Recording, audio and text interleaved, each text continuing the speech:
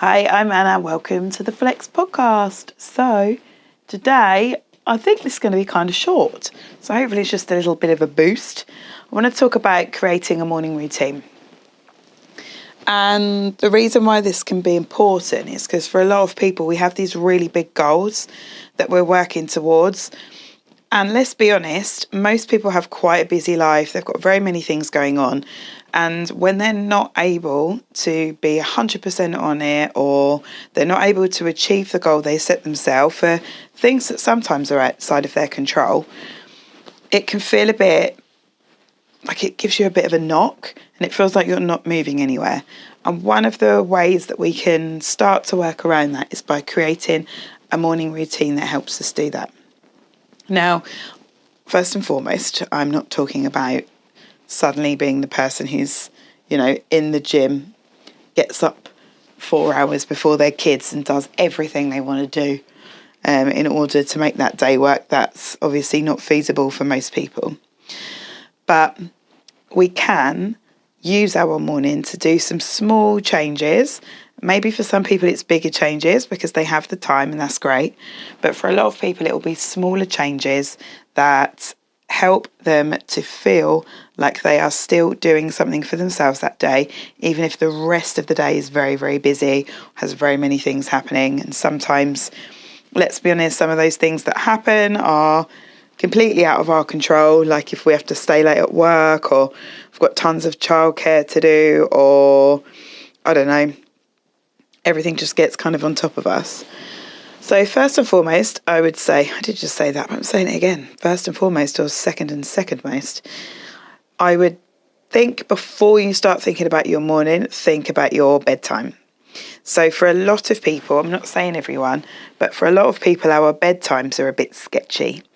So it might be that we're a nightmare for scrolling on social media, or we are watching something on our phone, then or on the Netflix, and we get caught up watching more and more episodes, and all of a sudden it's midnight. Or maybe we do that with a book, or maybe it's that we've struggled to get to sleep because we can't turn our brain off. It could be anything. But firstly, let's make some bedtime rules that facilitate the amount of sleep that we're able to get. Because one of the ways that you feel better the next day is because you've got that full night of sleep. You've got the best quality sleep that you can. I know it's not always possible. Sometimes we have small people waking us up. Sometimes we're struggling to sleep because for whatever reason, hormonal changes, whatever's going on. But if we can start to make our bedtimes work a bit better for us in terms of the amount of sleep that we get, it can help the next day. We've already talked about our sleep in that it helps us regulate our hunger hormones. Obviously, we feel more energetic, more positive the next day when we've got a positive amount of sleep, when we've got a good amount of sleep. So first of all, have a little look at your bedtime routine or your sleep hygiene, whatever everyone's calling it at the moment. Think, actually, realistically, I need to say I'm only watching TV until 10. Then I'm going to, get ready for bed and relax, or whatever it is. Or maybe it's that you need to prep your food in the evening for the next day because it makes your day better. So first and foremost, look at that evening routine. And then think about the next day. Think about what it is that you want to achieve with your day. And then start to make a little morning routine that's going to work for you. And that will help you to feel more successful. We're not talking about doing wild things in the morning. I don't need to suddenly start doing ice baths or whatever it is. Like, not these massive big changes, but small things that are going to make your day better. So these things are going to be something that's in line with your overall goals, but as small parts that are going to help to build that. So for some people, it might be training before work because it's the only time of the day that you're going to do it. For some people in this case, we think that we're going to do it in the evening, but the evening just becomes a wild frenzy of looking after other people and trying to get stuff done.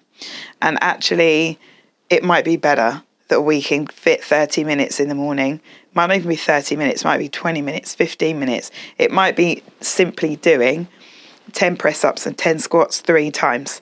That tiny little burst of movement and exercise that's going to help you feel, do you know what, I did that today, and that's great.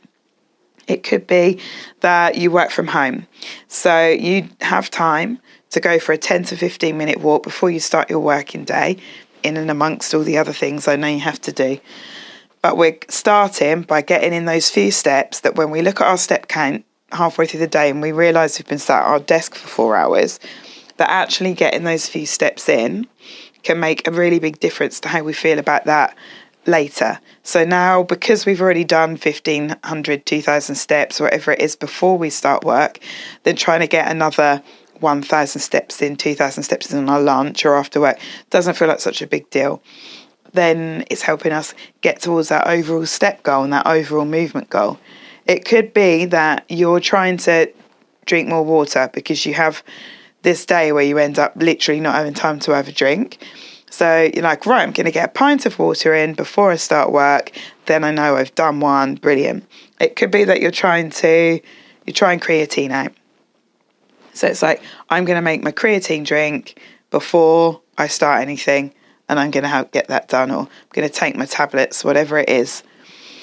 So these things don't have to be these wild, big changes to our lifestyle, because overall what we're trying to do is look after ourselves, eat a bit more healthily, move a bit more, whatever the goal is, the same things always apply. That we want to move more, we want to do some resistance training, do some cardio, look after ourselves, sleep well, all the kind of stuff we're all trying to tick off, but we can break them down into the smallest amounts. And some of those things might be able to get done in the morning. Part of this process is acknowledging that we don't often have a perfect day. No one does. Things happen. People send us an email that literally destroys all the work we were going to get done because now we've got to react to this email. It might be that our childcare fell through, so we can't fit getting that our workout in like we wanted, or we're not able to get our housework done because it's all kicked off. One of the kids has smashed a tooth in at school. Now we've got to go get an emergency dentist appointment. All of these things come up. But if we are doing something in the morning, however small that is, it means you're still moving towards your goal, even if the rest of your day definitely isn't the perfect day. So I would sit down and be like, what is one really small, really easy thing that I can do to either my nighttime routine or my morning routine that is going to help me move towards my goal? Do it and start doing it tomorrow. We don't need to plan for 7.5 weeks in order to be able to drink a bigger glass of water or go for a 10-minute walk. We just need to say, I'm going to do it. These are the logistics around me doing that. I'm going to get up and I'm going to do it tomorrow, and then do it. Because that means that it's started. You started your morning routine, you fitted it in. It's probably made you feel quite a lot more positive. For a lot of people, moving in the morning, doing something energetic actually sets them up for the rest of the day. And when I say energetic, I don't mean that you've got to go and do an hour and a half in the gym and an hour of cardio. It just simply means actually moving my body, feeling in tune with it, feeling the success of that, feeling the energy boost afterwards, the endorphin boost afterwards, can really start to paint a better day for us. Now, I know a lot of you probably start work quite early, but that doesn't mean that you still can't fit a little something in, even if it is hydration or packing up your lunch or taking your trainers to work because you're going to go for a 10-minute walk at lunchtime.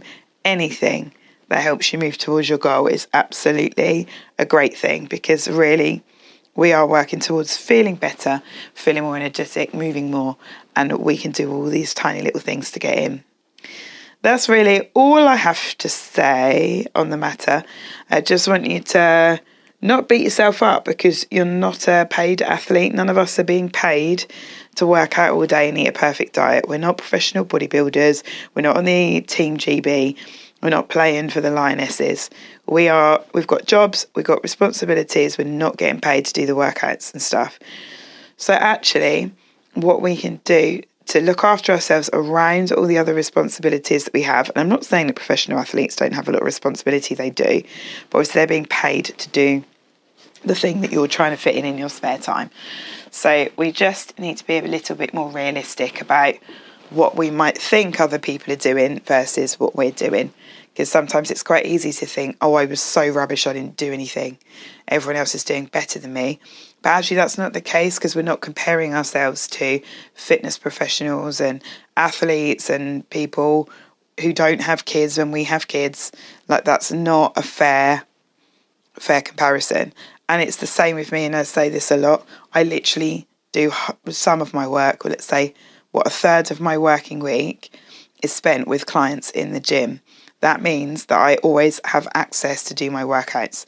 Yes, I do them in the day, which sometimes means I have to work at night, or I generally start work at 7 a.m. so I can have a break in the day to go and train.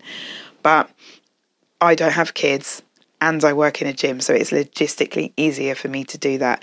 And that is the case for a lot of people that you might follow online, and a lot of people that you might see doing stuff. They have a different lifestyle to you.